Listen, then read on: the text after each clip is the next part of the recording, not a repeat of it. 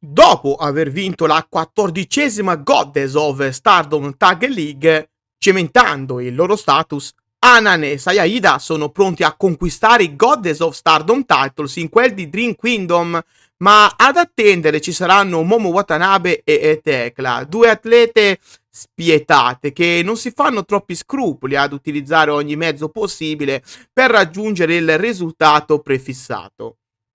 Riuscirà Wingory a salire sul trono della categoria tag? Minna-san, konnichiwa e benvenuti sul canale. Dunque, domenica 29 dicembre, Hanan e Sayada dovranno essere pronte a tutto se vorranno per davvero conquistare le tanto agognate cinture, il che le porterà ad affrontare una dura prova. Sì, perché lottare contro Momo Watanabe e Tekla non è mai facile.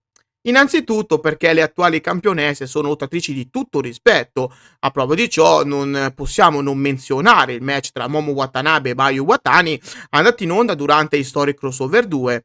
Un match stupendo, condito da una grandissima performance da parte di ambo le atlete. Questo fa capire quanto sia brava Momo sul ring e quanto sia pericolosa, anche perché sia lei che Tekla si avvalgono di scorrettezze a non finire, che le permette di agguantare la vittoria anche nei momenti più disperati. Questo sarà dunque un campanello d'allarme, a mio avviso, con cui Wingori dovrà fare i conti, ma sappiamo che ad Hanan e Sayada non manca di certo l'esperienza sul quadrato, anche perché il loro team è ormai super collaudato. La loro alchimia, il loro talento e la loro amicizia fuori dal ring ha portato Wingori a conquistare i New Blood Tag Team Titles a New Blood 11 il 28 settembre del 2023. Il loro regno ad oggi vanta il record di longevità, 299 giorni, e di difese, ben 4. In quel lasso di tempo Hanan e Sayada si sono dimostrate delle ottime campionesse, difendendo i titoli in match straordinari e regalando prestazioni eccellenti. Tutto questo fa pensare quindi che Wingori sia pronto a spiccare il volo e a salire di livello, posizionandosi al top della categoria tag, ma non dobbiamo di certo dimenticare di come le attuali campionesse siano delle avversarie temibili e di gran lunga più astute delle sfidanti. Sì, perché entrambe hanno esperienza da vendere e sono abituati a questi palcoscenici importanti, specialmente Momo Watanabe, che oramai è da considerare una veterana del ring, nonostante la sua giovane età. Durante la sua lunga carriera, Momo Watanabe è stata super protagonista nella categoria tag, vincendo per ben 2 volte la Goddess of Stardom Tag League, nonché 2 volte i Goddess of Stardom Titles. Anche Tekla però non è da sottovalutare. Certo, non ha la stessa esperienza della sua compagna, quello è vero, ma i in passato è stata Artist of Stardom Champion, quindi sa bene come lavorare in squadra.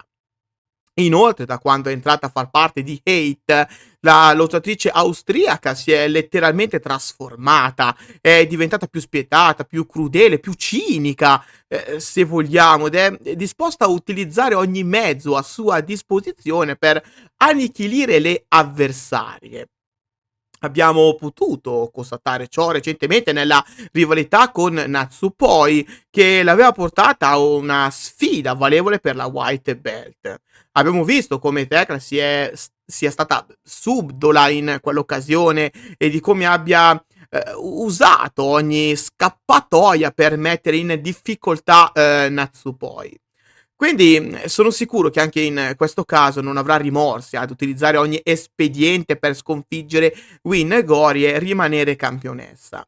Un match tutto da vivere ci attende dunque a Dream Kingdom, una vera e propria battaglia tra bene e male, che sono sicuro non ci deluderà. Il mio pronostico in questo caso va con Hanan e Sayada che, a mio avviso, sapranno come sconfiggere Momo Watanabe e Tekla e sapranno resistere agli assalti tutt'altro che legali da parte delle attuali campionesse. Wingori sa perfettamente cosa aspettarsi in questo match, ecco perché sono sicuro che le vincitrici della 14ª edizione della Goddess of Stardom Tag League si saranno preparate a dovere per far fronte a ogni avversità. Ora però, parola a voi. Fatemi sapere qua sotto nei commenti il vostro pronostico, nonché il vostro pensiero su questo imminente match. E non dimenticate di votare nel sondaggio che trovate nella sezione community del canale.